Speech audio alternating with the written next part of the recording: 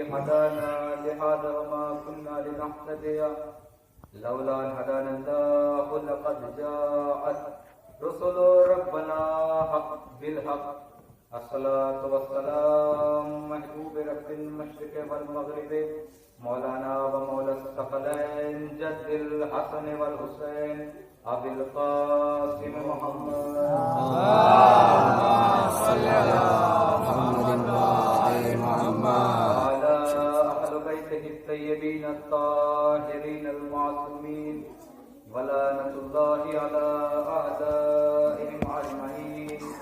أما بعد فقد قال الله تعالى في القرآن الكريم وقوله الحق وهو أصدق الصادقين. بسم الله الرحمن الرحيم. إن الله وملائكته يصلون على النبي يا أيها الذين آمنوا صلوا عليه وسلموا تسليما.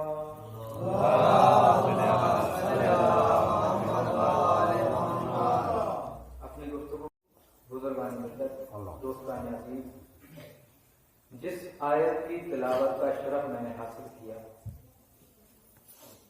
سورہ احزاب کی آیت نمبر 5 کہ جس میں خداوند عالم صاحبان ایمان کو صلوات کا حکم دینے کے بعد تمام صاحبان ایمان کو صلوات بھیجنے کا حکم دے رہا ہے،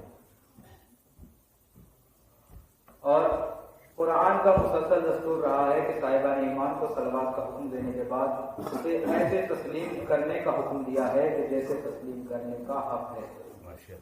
یعنی صرف زبان سے اقرار صلوات کافی نہیں ہے، بلکہ دلوں میں محمد اور آل محمد کا ہونا بھی ضروری ہے. اب جب انہیں تسلیم کر دیا تو ان پہ تحقیق نہیں ہوئی.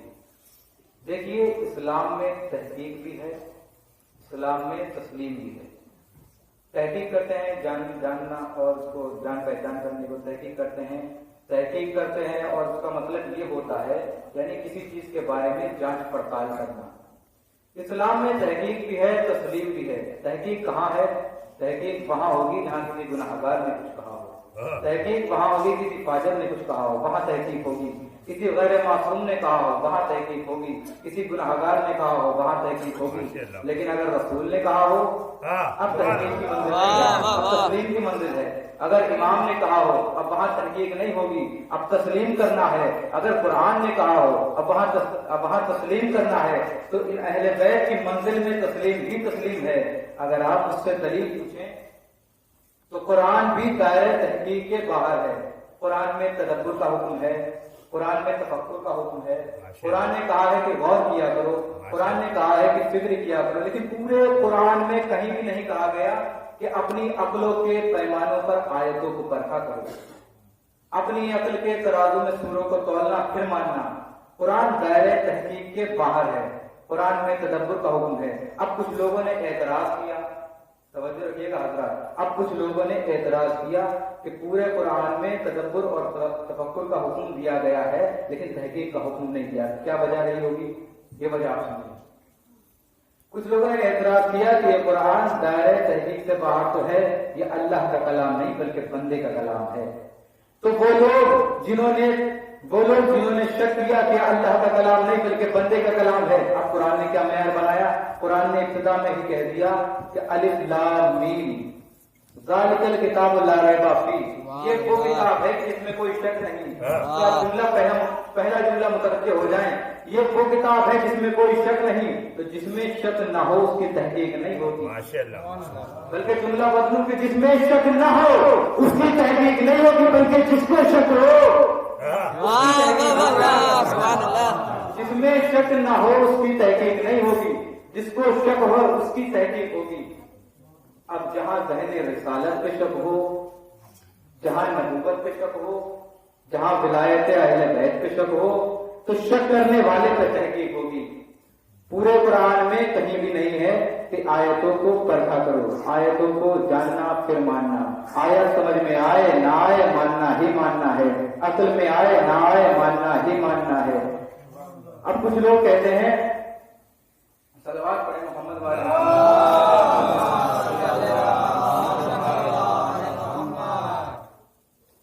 کچھ لوگوں کا ماننا ہے کہ اہل بیت کی منزل میں تحقیق کیوں نہیں ہے؟ تو اس बात को भी वाضح कर देता हूँ। आप अब कुरान ने क्या मयार बनाया कि अगर तुम्हें शक है तो इसके जैसा कलाम लेके दिखाओ।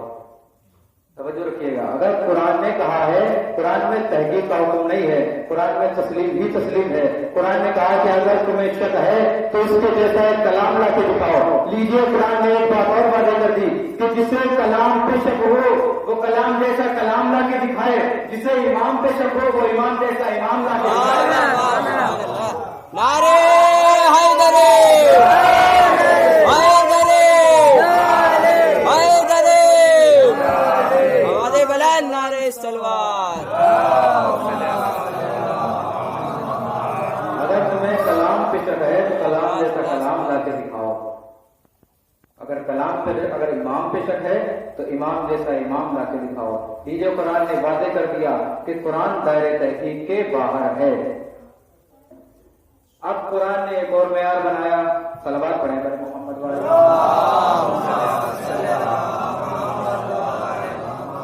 और इमाम भी ऐसा कि जिसका कलाम भी इमामुल कलाम हो। इमाम तो इमाम, अगर तुम्हें शक है तो कलाम जैसा कलाम ला के दिखाओ। अब आप दलील पूछेंगे तो कुरान भी दायरे तहकीक के बाहर है।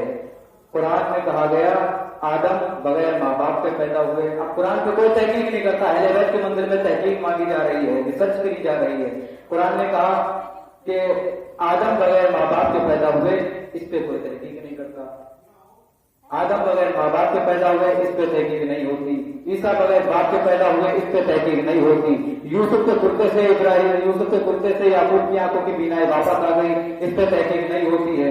इब्राहिम के बेटे के लिए आसमान से दुम्बा उतर के छुरी के नीचे लेट गया, इस पे तहकीक नहीं होती है। मुझे बताएं क्यों तहकीक नहीं होती है?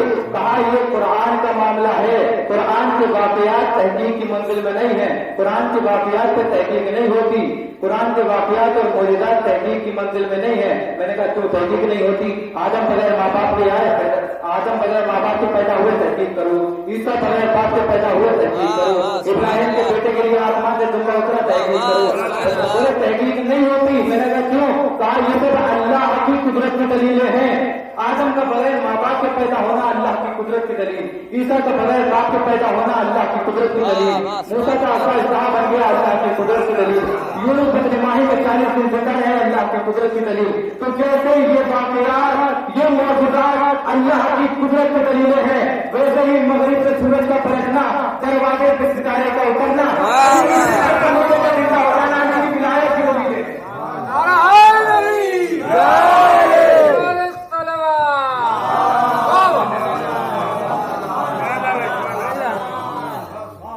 दरवाजे पे सितारे को कुरान के मौजूदात थे, वो अल्लाह की कुदरत की दलीलें हैं। ये अली की विलायत की दलीलें हैं। और अली के फजाइल ही विलायत की दलीलें नहीं हैं। अली के फजाइल विलायत ही की दलीलें नहीं है, बल्कि अगर अली के फजाइल न हो तो कुरान जब तक देख न ले यकीन नहीं होता। अरे हमें इब्राहिम जैसा नबी कह रहा है कि परवरदिगारा दिखा दे तो मुर्दे कैसे जिंदा करता है। जब इब्राहिम जैसा नबी कह रहा, अल्लाह ने क्या इस फरमाया कि इब्राहिम यकीन नहीं है? कहा यकीन है, मगर और इजाफा हो जाएगा। जब इब्राहिम जैसा नबी कह रहा है कि दिखा दे तो यकीन में इजाफा हो जाए, तो हमें भी कुरान ने सुनाया है, दिखाया कुछ भी नहीं। कुरान ने सुनाया कि आदम का पुतला अल्लाह ने दोनों हाथों से बनाया, यानी आदम को अल्लाह ने दोनों हाथों से खलीफा बनाया। कुरान ने सुनाया है, दिखाया नहीं। कुरान ने सुनाया कि ईसा आगोश मरियम में आते ही बोलने लगे, दिखाया नहीं, सिर्फ सुनाया है। कुरान ने सुनाया कि दाऊद के लिए लोहा मोम हो गया, दिखाया नहीं। कुरान ने सुनाया कि मूसा ने फिरौन को तमाचा मारा, दिखाया नहीं। अब सुने सुनाए तो यकीन कैसे आए? इसीलिए कुरान के साथ अहले बैत छोड़े गए कि कुरान वाकयात सुनाता जाएगा, अहले बैत मौजूदात दिखाते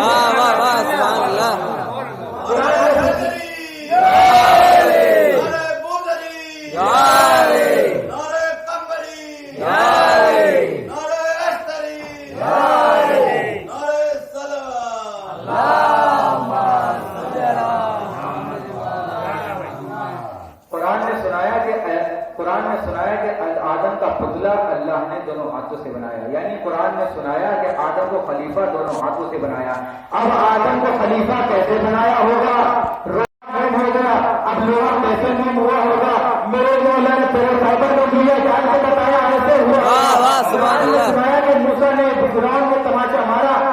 इतने से मूसा ने फिरौन को तमाचा कैसे मारा होगा, मेरे मौला ने अबू जहल को तमाचा मार के वाह वाह वाह, सुभान अल्लाह सुभान अल्लाह। नारे हैदरी हैदरी, नारे सलवात। कुरान में सुनाया कि ईसा आगोश मरियम में आते ही बोलने लगे। अब इतने से ईसा आगोश मरियम में आकर कैसे बोले होंगे? 13 रजब को आगोश मोहम्मद में अली ने कुरान पढ़ के बताया, ऐसे बोले होंगे। वाह वाह, सुभान अल्लाह। बात करते हुए मोहम्मद वाले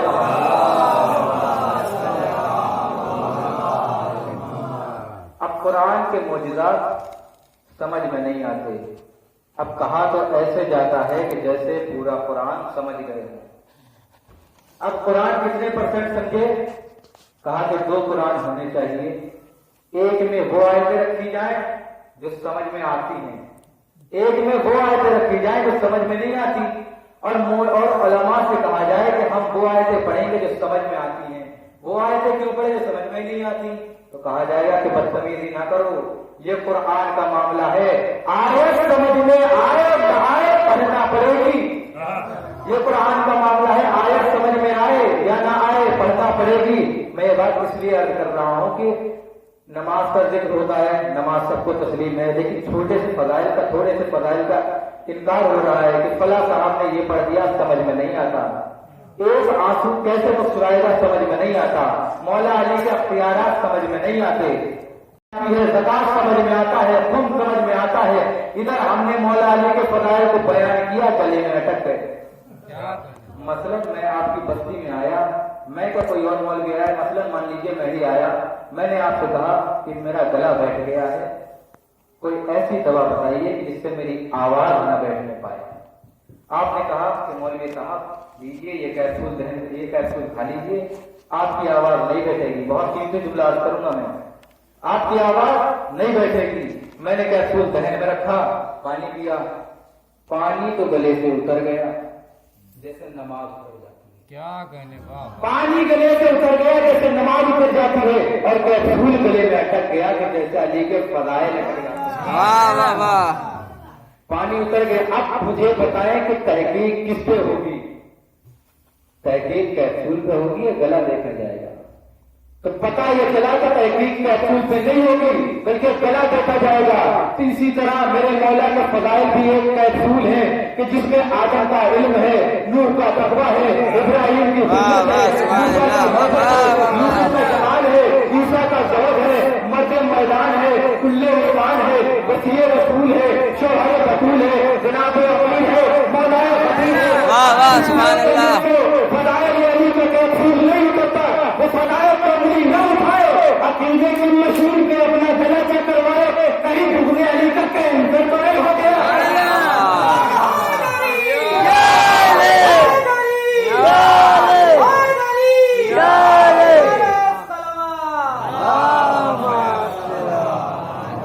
फजाइल को अली न उठाए, अपना नसब देखे, अपना अकीदा चेक करवाए, कहीं ना कहीं तो कमी तो रही होगी। अब यहां से एक वाकया अर्ज करता चलूं। अय्याम फातिमी चल रहे हैं और गिरियोदारी के दिन हैं। आज 4 जमात सानी हो चुकी है। वाकया यह है कि जनाबे छठे इमाम जाफर सादिक अपने दरबार में बैठे हुए हैं और अर्ज कर रहे हैं कि मेरे जद्दे अमजद यानी हजरत अली अलैहिस्सलातु वस्सलाम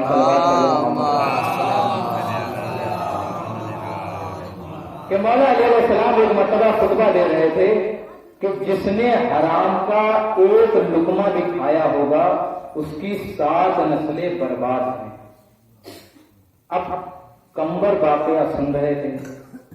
कंबर जो है नमाज से फजर के बाद अक्सर गायब हो जाया करते थे। एक मर्तबा मेरे मौलाए कायनात जनाबे अमीर ने पूछ लिया, कंबर तुम फजर की नमाज के बाद कहाँ गायब हो जाते हो? कंबर ने कहा, मेरे मौला मेरे आका, गुर्बत की वजह से मेरे घर की दीवारें छोटी हैं और मेरे पड़ोस में जो घर है वहां खजूर का दरख्त लगा हुआ है। मैं फजर की नमाज के बाद इसलिए जल्दी जाता हूं कि मैं अपने बच्चों के उठने से पहले جب ہوا چلتی ہے نا تو اس کی کھجوریں میرے گھر میں گر جاتی ہیں. میں اپنے بچوں کے اٹھنے سے پہلے ان کھجوروں کو بینتا ہوں اور جا کر اس کے گھر تک دے کے آتا ہوں کہ کہیں ایسا نہ ہو کہ میرے بچے اس کھجوروں کو کھا لیں. کیونکہ آپ نے ارشاد فرمایا تھا کہ جس نے حرام کا ایک لقمہ کھا لیا اس کی 7 نسلیں برباد ہیں. تو اب مجھے بتائیں جو ایک حرام کا لقمہ یعنی مثال میں نے دیجیے کہ اگر ایک حرام کی کھجور کھا لینے سے 7 نسلیں برباد ہو جائے جس نے فاطمہ زہرا کا باغ خدا کھایا ہو واہ واہ جو پورا باغ خدا کھا گئے ان کا کیا ہوگا؟ صلوات پڑھے محمد والے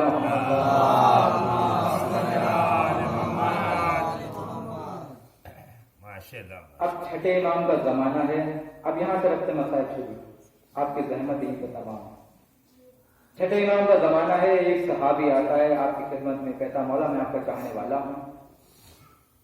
سپاہیوں نے اسے دیکھا اور اسے گرفتار کیا اور لے کے گئے. اسے سزائے موت سنائی. اسے سزائے موت سنا دی. امام نے لوگوں سے پوچھا کہ اس نے کیا قتل کیا تھا؟ کہا نہیں مولا قتل نہیں کیا تھا. کہا اس نے چوری کی تھی؟ کہا چوری بھی نہیں کی تھی. تو امام نے پوچھا کیا وجہ ہے کس وجہ سے اسے سزا سنائی گئی؟ تو بتایا چلا کہ اس نے جب یہ جا رہا تھا راستے میں جب یہ گرا تو اسے ٹھوکر لگی. یہ گرا گرتے اس نے آپ کی دادی کے قاتلوں پہ لعنت کی. اسی جرم میں اسے قتل کی اسے سزائے موت سنائی گئی. امام نے فوراً مصلی عبادت دکھایا اور اس کے حق میں دعا کری بار الہ تجھے میرے دادی کی ٹوٹی ہوئی پسلیوں کا واسطہ اسے آزاد کروا دے. اب چند دن گزرے تھے جب وہ آزاد ہو گیا تو لوگوں نے اسے بتایا کہ تو ایسے آزاد نہیں ہوا ہے بلکہ وقت کے امام نے تیرے حق میں دعا کی ہے. اب وہ امام کے پاس آیا اور بیٹھا. کہا مولا میں آپ کا بہت زیادہ شکر گزار ہوں. مولا نے اسے پہلو میں بٹھایا اور بٹھانے کے بعد کہا کہ تمام لوگ دنیا میں گرتے ہیں چوٹیں لگتی ہیں لیکن کوئی بھی میری دادی کے قاتلوں سے لعنت نہیں کرتا. تو نے لعنت کیوں کی؟ کہا مولا جب میں گرا تھا تو چوٹ میرے پہلو میں لگی تھی. مولا مجھے اچانک یاد آیا چوٹ میرے پہلو میں لگی تھی. میری پسلیاں نہیں ٹوٹی تھی لیکن درد اتنا تھا کہ سانس لینے میں تکلیف ہو رہی تھی. پھر مجھے آپ کی بات یاد آئی. آپ نے فرمایا کہ میری دادی کی پسلیاں توڑ گئی تھی. میری دادی کی پسلیاں توڑی گئی تھی. بس اسی یہی وجہ تھی جو میں نے جو ہے اس کے قاتلوں کو قاتل زہرا پہ لعنت کی.